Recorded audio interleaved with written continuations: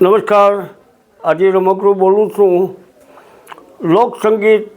લોકસંગીતની સાથે જ્યારે 9 વર્ષનો હતો ત્યારે 9 વર્ષથી મારી ઢોલક હાથમાં. મારા ફાધર, મારા બાપાનું નામ કાસમભાઈ, અને કાસમભાઈએ મારા બાપાએ મને ઢોલક શીખવાડી. ત્યારે 9 વર્ષનો હતો ત્યારે પ્રોગ્રામમાં પ્રાણભાઈની સાથે, દિવાળીબેન સાથે, નવરાત્રિમાં, ગરબીમાં, વંજારી ચોકમાં, ત્યારે હું ગરબીમાં વગાડતો. ત્યારે મને ₹1.5 આપતા. ત્યારે ₹1.5થી મારી શરૂઆત હતી. પછી પ્રાણભાઈની સાથે મેં શરૂઆત કરી. મને ₹10 મને આપતા. ત્યારે ₹10 મને એવા લાગતા કે 10,000 હતા મારા માટે. પણ પ્રાણભાઈએ મારી જિંદગી પૂરામાં પૂરી મારી સફળ કરી. અને પ્રાણભાઈએ મારું આખી જિંદગી મારા પરિવારનું ખૂબ ધ્યાન રાખ્યું, મારી દીકરીનું ધ્યાન રાખ્યું. પ્રાણલાલ વ્યાસીએ જેટલું મારા પરિવારને જેટલું ઉજળું કરી, મારી દીકરીને બી પ્રાણભાઈએ પરણાવીને ઘર બહારથી કરી દીધી.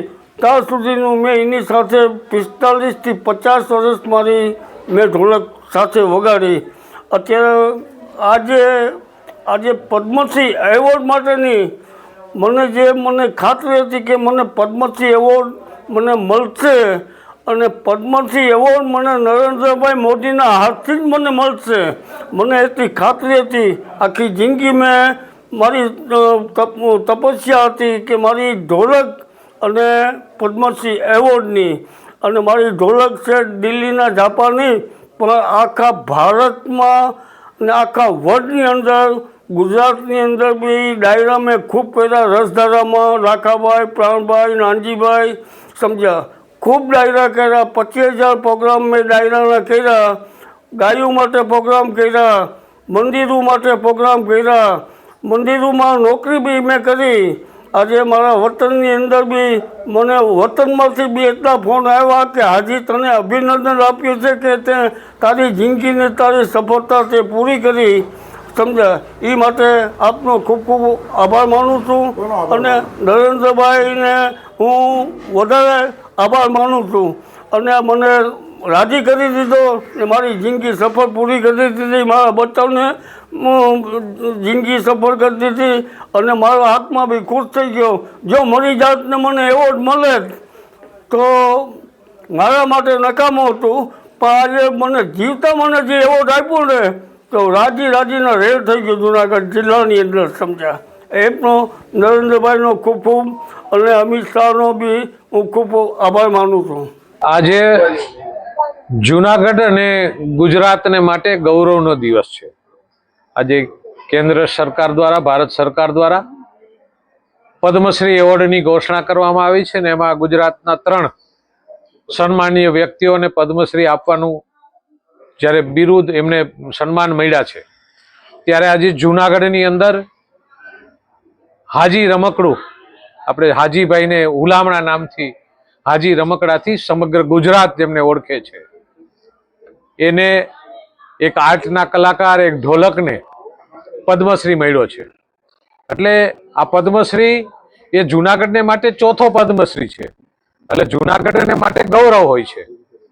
દિવાળીબેન હતા, ભીખુદાનભાઈ હતા, કવિદાદ હતા અને આજે હાજીભાઈ. એટલે આ ક્ષેત્રનું ગૌરવ છે, આ ગિરનારી તીર્થનું ગૌરવ છે કે અહીંયા આવા કલાકારોને પદ્મશ્રીથી સન્માનિત કરવામાં આવે છે. અને આપણે તો ગૌરવ એટલા માટે લઈ શકીએ કે હાજીભાઈને તો હું રાજ્ય સરકાર વતી પણ ખૂબ ખૂબ ધન્યવાદ આપું છું ને જુનાગઢના નગરજનો વતી પણ એને ખૂબ ખૂબ શુભેચ્છાઓ આપું છું કે એક વ્યક્તિ આપણે જોઈ શકીએ છીએ કે પદ્મશ્રી કેને મળતા અને અત્યારે કેને મળે છે. એક સામાન્ય પરિવારનો વ્યક્તિ કોઈ દિવસ કોઈ એને ભલામણ ન કરે, કોઈની પાસે જાય નહીં, ક્યારે કોઈ દી માગવું નહીં, ફક્ત કલાની કદર કરવી, એવા વ્યક્તિને આજે આ દેશના પ્રધાનમંત્રી આદરણીય નરેન્દ્રભાઈ મોદી જ્યારથી આવી વાતો કરી રહ્યા છે, જ્યારે આવું સિલેક્શન કરતા હોય છે એ ટીમ, ત્યારે એવા વ્યક્તિઓને પદ્મશ્રી મળે છે. અને જ્યારે નરેન્દ્રભાઈ ગુજરાતના મુખ્યમંત્રી હતા અને જુનાગઢ આવે કોઈ પણ સાંસ્કૃતિક કાર્યક્રમ હોય એટલે હાજીભાઈનો ઢોલ એ સાંભળ્યા વગર ન જાય, એટલે સ્ટેજ ઉપરથી ક્યારેક બોલતા કે હાજી ઢોલ લગાવો. આ એમનો પ્રેમ નરેન્દ્રભાઈનો હાજીભાઈ પ્રત્યે હતો. આજે એમને એ સાર્થક કલા, જે સાર્થક હતી એ કલાને આજે નરેન્દ્રભાઈએ વંદન કર્યા છે. હું આજે ગૌરવ સાથે કહી શકું છું કે પદ્મશ્રીથી વ્યક્તિનું મહત્વ વધતું હોય છે, એમના એવોર્ડ, એમને સન્માન વધતું હોય છે.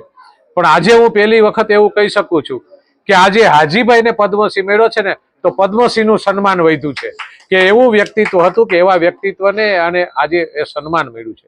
એટલે ધન્યવાદ આપું છું.